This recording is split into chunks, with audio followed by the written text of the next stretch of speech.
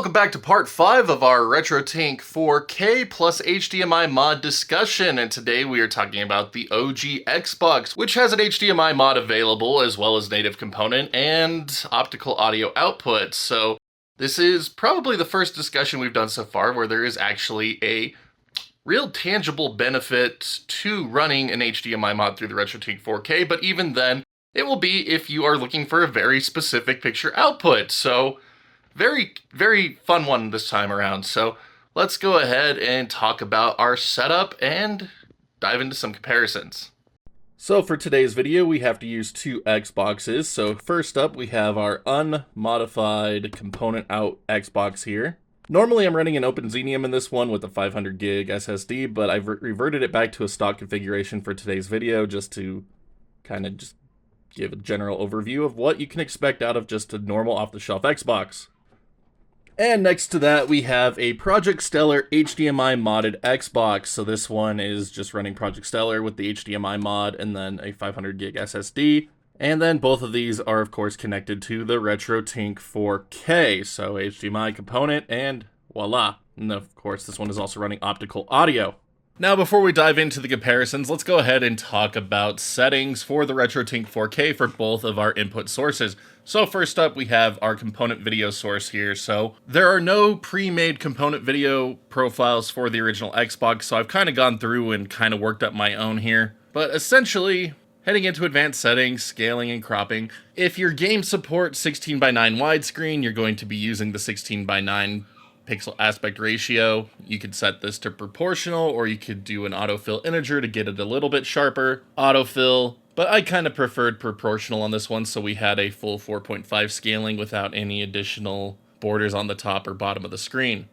Cuts a little bit off on full 720 wide games on the left and right, but not enough that it bothers me any, and a lot of original Xbox games didn't run in 720 by 480 width, so 640 by 480 games are unaffected, as you see with 007 Everything or Nothing here. Now again, if you use freeform, you can go ahead and manually adjust this. And then of course, it is always great to run auto gain on screens that have over 10 pixels of white space, so Everything or Nothing here is kind of a good game for that.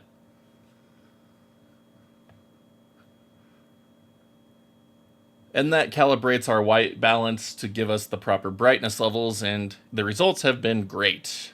And then of course auto phase to ensure that you get good sharpness on all of your supported resolutions. So on Xbox you have a few games that run 480i. It's honestly very minimal that you'll actually have to deal with 480i on original Xbox. The overwhelming majority are either 480p or the handful that are actually 720p. But if you want to ensure that you get the sharpest pixels possible, you can come into the scaling and cropping menu and increase the scaling mode all the way up, so that way you just get a nice big zoom. This is a terrible game for this, but you can zoom it all the way in, then run an auto phase to make sure that it's super sharp. So I would recommend doing a game that has better defined pixels than Everything or Nothing here. Maybe if we unpause it real quick. So yeah, if we unpause it, then we can actually see more defined pixel edges in here, and we can kind of run this to get a more sharp output from our auto phase. And then just run it until it looks great. And then just zoom the picture back out. And there we go. And this does need to be done for every resolution, so 480i, 480p, and 720p. Now for my 720p sources on component video, I noticed that there was a lot of the image being clipped off the left side of the screen, so going back into the scaling and crop setup menu, I was able to rectify this by essentially just taking off 38 pixels from the left side of the screen, and then adding them back onto the right to get rid of our clipping. As you can see, it's restoring the image over there on the right side of the screen. And we just add 38 to this one as well, so that way we just get a nice, perfect offset. So it's still 720 by 1280, and now none of our screen is clipped off. And then under HDMI output, I like to use Genlock with VRR. Unfortunately, this didn't help with the capture since my capture card does not support VRR. So you will notice some screen tearing in some of the captures. And then for audio, I forgot about this one, but under advanced setting, audio input, If you're using optical audio, go down to source and input override it to SPDIF, so that way you get nice clean digital audio out of your component cable's optical audio port if it has one. Now for our Xbox HDMI setup, I'm using again Project Stellar plus Xbox HD Plus. So under the Xbox HD Plus settings, we're going to set a few things up to take advantage of Wobbling Pixel's Xbox profiles. So the first option is going to be to set the system to use 480p for its scaling target. This doesn't stop 720p games from running in 720p, but it doesn't scale up 480i and 480p games to 720 and lets the Tink scale them up from a native 480 source. 4x3 widescreen, we're going to set this to never, as well as pre-scale 480p correction to disabled, and then assume 16:9 for 480p to disabled. We're going to let the RetroTink do all of our anamorphic scaling for widescreen sources at 480p. For today's video, I have left all of the interpolation settings as bilinear and round, and the last option we're going to be setting here is changing the color space to RGB. And with all of these settings set, you can go ahead and exit out of either the Stellar OS or your Xbox HD Plus menu. Now once you've loaded into a game, we could go into the RetroTink 4K Profiles menu here, and load up one of Wobbling Pixel's profiles. So the order you want to do this in is first to do the Xbox 720X Sharp. And once you have this profile loaded, go into Advanced Settings, Scaling and Cropping. And if you see black borders in the game, it means that this is not the profile you want to be using. So from here, we're going to go ahead and go back in, load up another file from Wobbling Pixel. And now we can either choose the 640x to 720x sharp profile or the pixel aspect ratio 640x. So this is just going to be a personal preference thing most of the time. But essentially you're going to load up either one and decide which one you think looks best for the particular use case. So pixel aspect ratio 640x sharp is a pretty good one to use in most use cases. It still keeps the black borders on the original image, but stretches it back into a more proper 4x3. Whereas the 640 to 720x one will crop off the black borders, and the results are fairly similar, but you might have some extra croppings on either side, depending on the game. But as you can see here, results are pretty much the same for Halo 1. Now, as for our anamorphic content for 480p games, we're going to go in and do the same process. We're going to go into the profiles first, load from file, Microsoft Original Xbox, Wobbling Pixels, and we're going to start with that 720 sharp profile to make sure that's the one we want to use. And for Mechassault, it is the one we want to be using. As you see going into the scaling and cropping, we have no black borders on either side of the screen. So the only thing we need to do to get this into our anamorphic widescreen, if desired, is just to go down to the aspect correction and change it to a 16:9 pixel aspect ratio. And there we go. Our 480p widescreen content is now in widescreen. And as for our last few options here, we're going to go up to HDMI output. And again, I like to change sync lock over to gen lock and then VRR enabled. And with that, both of our input sources are ready to go. So let's go ahead and check out 4 original Xbox titles running between a standard component output from the original Xbox and a Project Stellar HDMI modded original Xbox. Chief? Chief, can you hear me? At last! Are you alright? Can you move? The others. The impact. There's nothing we can do. Warning. I've detected multiple Covenant dropships on approach. I recommend moving into those hills. If we're lucky, the Covenant will believe that everyone aboard this lifeboat died in a crash. Alert! Covenant dropship inbound. They must be looking for survivors. I recommend immediate evasion.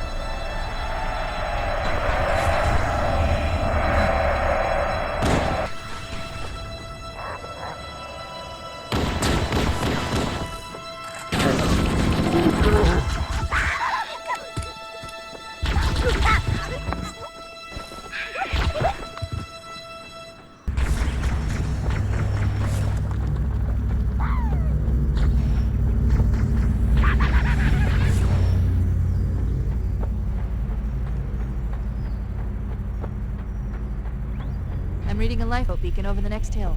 We should check to see if there are any survivors.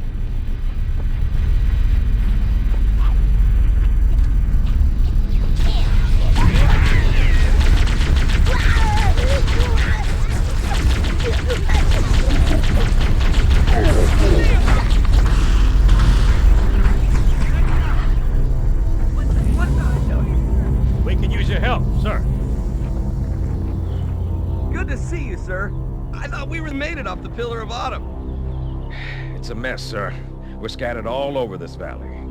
We called for evac, but until you showed up, I thought we were cooked. Don't worry, Sergeant. We'll stay here until evac arrives. Dropship heading in. Over here.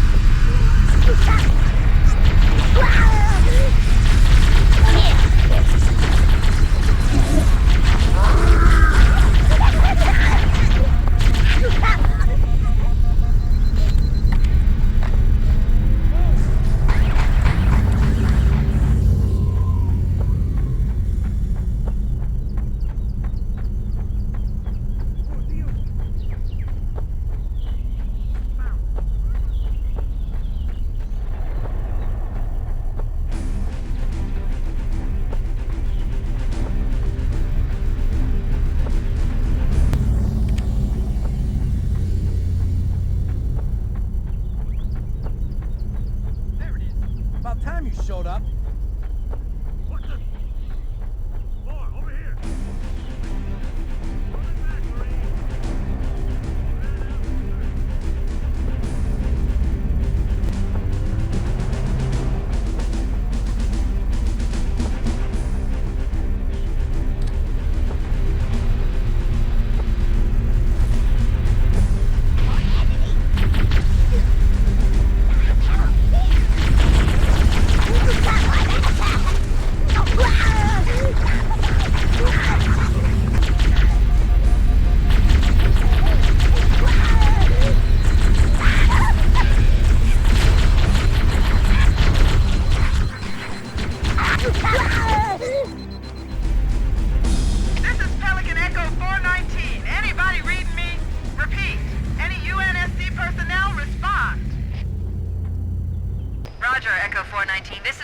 Charlie. We read you. Is that you, Hammer? Roger, Fire Team Charlie. Good to hear from you. Hammer, we need transportation to the command shuttle. I'm on my way. Look, more lifeboats. They're coming in fast. If those lifeboats make it down, the Coven are going to be right on top of them. Hammer, we need you to disengage your Warthog. The Master Chief and I are going to see if we can save some soldiers. Roger, Cortana. Okay, Charlie Team, Warthog deployed. Saddle up and give them hell. Roger, Hammer. Stand by to evac survivors and transport them to safety. Affirmative. Echo 419, staying on station. Bowhammer out.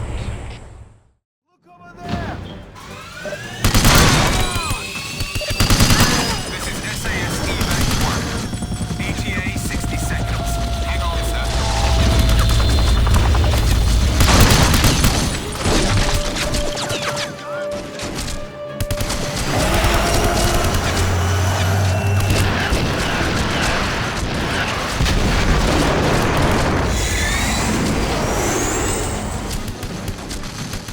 Get to that briefcase, Bob.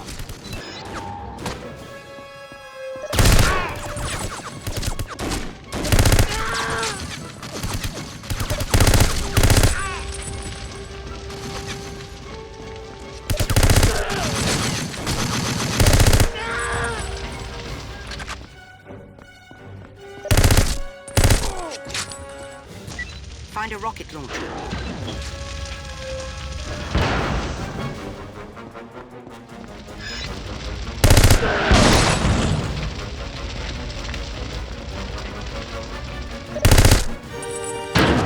Well done, 007.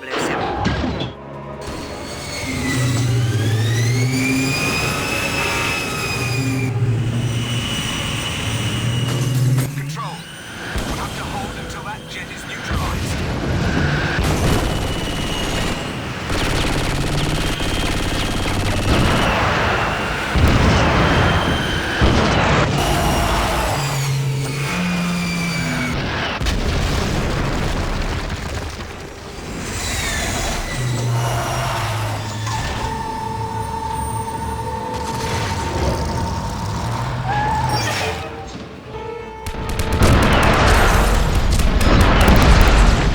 Well done, 007.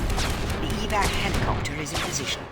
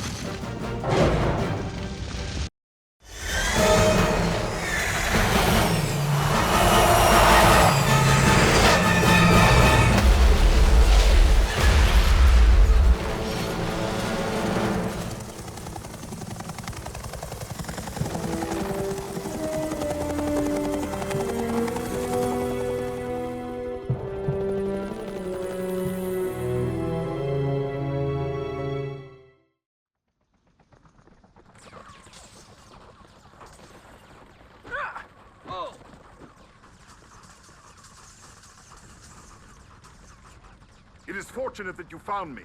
Quickly, this way.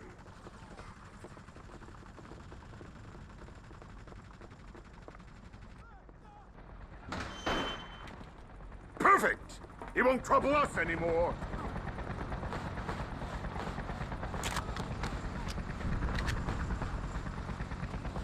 Hurry!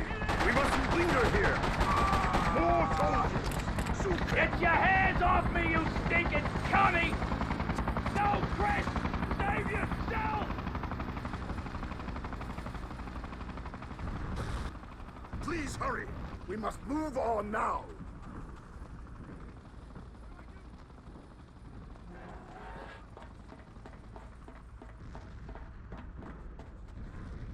See those soldiers down there? We are not as well supplied as the enemy, so we'll have to improvise. Aim at the fuel barrels rather than the soldiers.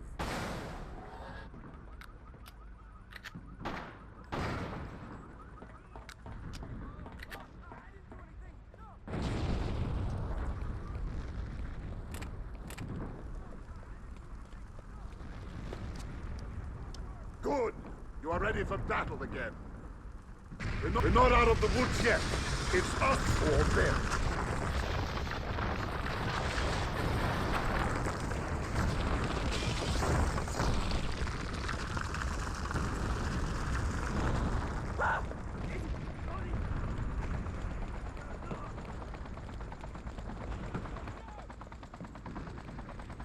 Relax. He's wounded. Just breathe. You have a health pack. save this man's life. Yo, that was close. I guess I'm moving. What's our status?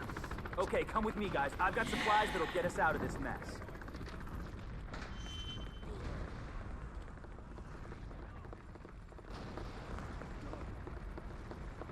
Grab a Molotov. Let's show the Reds.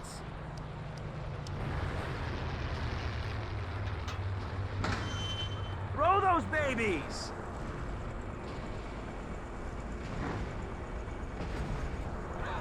Oh yeah, baby! Steve Reich, and he's out!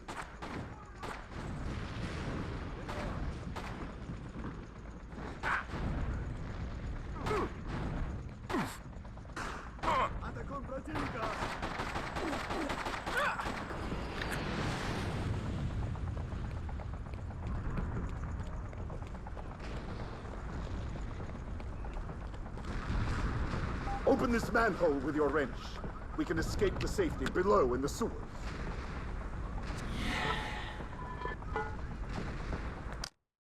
Sirs, we have problems. I'm reading a scout mech. Undetermined class. It's in the city. And it looks like the hostiles are bringing in large cargo ships, troops and supplies. Not good. Limit the commentary, Foster. Mech Warrior, we need to stop that scout before he reports. Sink those ships, and then we need to find that drop ship. I hope you're up for this, Tiger. Sir, I added a really cool feature into the battle armor. Jump jet near an enemy mech and use your claw to latch on. It'll bring up the neurohack interface. Sir, quickly follow the prompts to force the enemy Mech Warrior to eject. Voila, free mech. Work quick or the mech will throw you off. Defensive systems may do this as well. Sir, now that you forced the pilot to eject, the mech is yours for the taking. Sir, the ships are inside the harbor.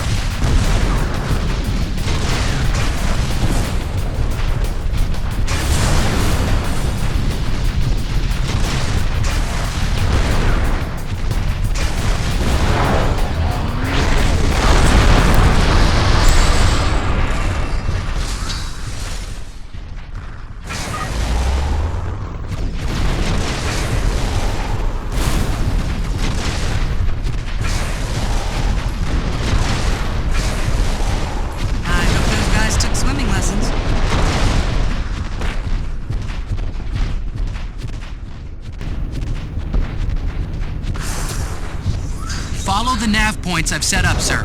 I think I've located the down dropship.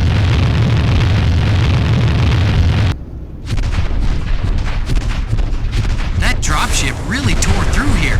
This place is a mess.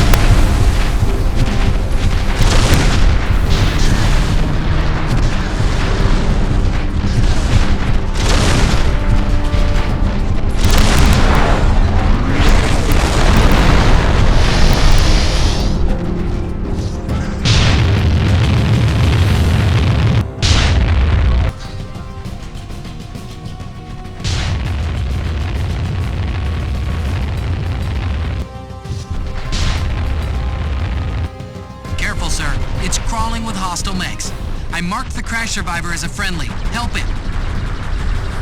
Save that friendly mech, sir.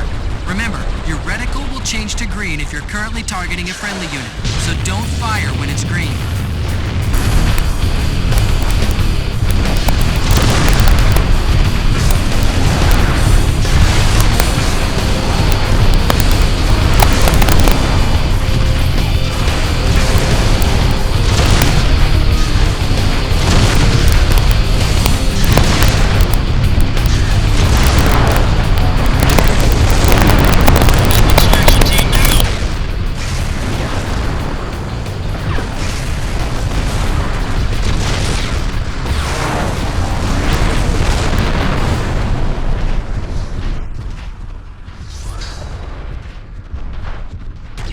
out who was in the mech. Hell of a pilot. He? Not quite, but thanks for the hand. Mech Warrior, why don't you escort your new friend back here? I think we need to have a little face-to-face. So what do you think of those results? Did you see that component video is just a lot softer than what you get out of the HDMI mod? Well, that's pretty simple to explain. The Xbox had very soft component video output, which made it really good for CRT TVs back in the day, but when you're trying to blow them up onto your HD TVs, it might not have the image you're looking for. Whereas the HDMI mod gives you very sharp pixel output and doesn't have any of that blurring. Now, the flip side to that is, some people prefer the softer image, and that is just absolutely fine if that's the case. Guess what? You don't need an HDMI mod. This is a very 50-50 result in terms of what your personal preference is going to really like when you're pairing it with the RetroTink 4K, if you prefer to have a more blended, smoother look component. If you want raw, sharp pixel output, HDMI mod, and this HDMI mod for the Project Stellar is about $160 for the mod ship plus HDMI, so you get a very nice all-in-one type of a solution. A lot of people may raise concerns about the person selling said mod. I'm going to stay out of that drama. Y'all can decide for yourselves here. Now, with all that being said, do I think you actually need an HDMI mod for the original Xbox? Not particularly. You do get sharper output, and you lose out on the image noise that's present in analog video. But again, the results are pretty similar enough that you would be just fine without it when pairing it with the RetroTink 4K, especially if you plan on using masks or any of the CRT filters or things like that. It's just kind of a pointless add-on at that point. But again, if you demand the sharpest pixels as possible, this one actually does have that clear benefit of giving sharper output than the system itself was capable of, unlike all the Pixel FX ones we've covered thus far, where the system itself was capable of outputting those sharp images to begin with. But overall, again, I don't think it's necessary for the original Xbox. I've done it to a few of my Xboxes just because I'm a big fanboy for the original Xbox. So it worked for me, but again, component is able to offer a very good experience, especially for anyone that is looking for a more smooth and blended output. And again, because the original Xbox also offers optical audio output on most of its high-end component output options, so the original HD AV pack or the Microsoft component cables, those all both had optical audio output, so you don't even need an HDMI mod to take advantage of that. It's just available for you through the standard output options. But you're ready to dive into the original Xbox on your RetroTink 4K, so which cable should you choose if you decide to go the component route? My recommendation for OG Xbox is always to try to find OEM cables. Unfortunately, they are getting up there in price. So example, the OG Xbox Microsoft High Definition AV pack, going for around $70 or higher on eBay these days. Now, this version of the cable does require you to get your own component cables mail to mail, to then connect it to the RetroTink 4K. So there are extra cables you need to get along with the adapter box itself. Now, the official Microsoft component cables, which are all built in and all in one solution, are getting a bit ridiculous in price. So if I scroll down here, here is a set on eBay going for $95 or $96. And these are the ones I used in today's video. Very thick, well-made cables, and then there's that optical audio port on the top right there. So unfortunately, the price on these ones is a bit excessive. So it really wouldn't surprise me if you don't want to drop this much money on component cables. An excellent alternative, and one that I have in use on one of my other Xboxes, is to use the Xbox to Wii Component Pro adapter that you could get from Consoles 4U. So this adapter lets you use Wii component cables and optical audio on your original Xbox, so you could get excellent quality HD Retrovision Wii component cables, connect them to this optical audio to your RetroTink 4K, and get a pretty similar result to what you saw here today. Now, it is still a bit more costly since you're having to buy an adapter and extra component cables, but should come in around the same price as that HD AV pack that we saw on eBay, if not a little bit less. Now, the original Xbox has also been subjected to a number of component to HDMI converter boxes, and I do not recommend grabbing any of them except for the one from Electron Shepherd. This has just been renamed to the Electron X Out, and this supports every single model of Xbox, provides digital audio over an HDMI cable, so it's a very easy solution to just plug into your Xbox and hook up with an HDMI cable. This is pulling from the component video out, so you are going to still have the same blurring effects that you see in today's video. One thing to note is that the white balance is a hair off on these adapters, I've been told. I don't have one to confirm or really test further, but that's what I've been told. So just thought I would pass that along so you could further research it if it is an option you desire, but avoid options from like Pound, Hyperkin, any of those really third-party ones you find on eBay or Amazon. They're not going to provide good results. And if you do want to jump into the HDMI modded route, right now you're going to be wanting to grab one of the Xbox HD Pluses from Make Megahertz. So this is available in two variants now. There is the Project Stellar HD Plus bundle, which comes with the Project Stellar mod chip, plus the Xbox HD Plus mod, which you would install into your Xbox and just have an all-in-one solution for your mod and HDMI output needs. Or you could grab the Xbox HD Plus standalone plus the Xbox HD Plus Legacy adapter. So this way you don't need the Project Stellar mod chip and you can use an OpenXenium or other mod chips you already have available. So the bundle runs for $160, the standalone runs for about $85, but again, these do require you to have the skills to install them yourselves. If not, you are looking at paying an installer anywhere $50 to $100 or more to get these installed. So it is again a very costly alternative if you are unable to perform the mod yourself. If you can perform the mod yourself, the Xbox HD Plus and Legacy adapter are less than official Microsoft component cables, making it a pretty intriguing offer, considering it does provide much sharper video output. But again, for most users, component ought to be just fine, and a number of you out there have expressed multiple times over how you actually prefer a softer and smoother look on your video output, so the Xbox's component output is pretty primed for that use case, as is. So honestly, no matter which route you choose to go with on the original Xbox, you're going to be set up to have a pretty good time. Again, the HDMI mod on Xbox, I don't think it is 100% necessary, but if you are a player that prefers the sharpest pixel output possible, yeah, it's a great addition. It's going to give you much clearer video output than the component output is able to provide on the system, and it's pretty awesome just to have an HDMI mod that provides tangible results like this, unlike some of the stuff we've previously covered. So we're going to continue on with this series, so stay tuned for another episode coming your way soon, and just a big thank you for watching and listening to me ramble about this stuff for quite a while now. But a couple usual favors at the end: thumbs up, thumbs down, sub, notification bell, and if you would like to support us, be sure to check out that join button and Patreon link at the bottom right hand corner of the screen. Thank you to all our current champs, you're amazing, couldn't do it without you.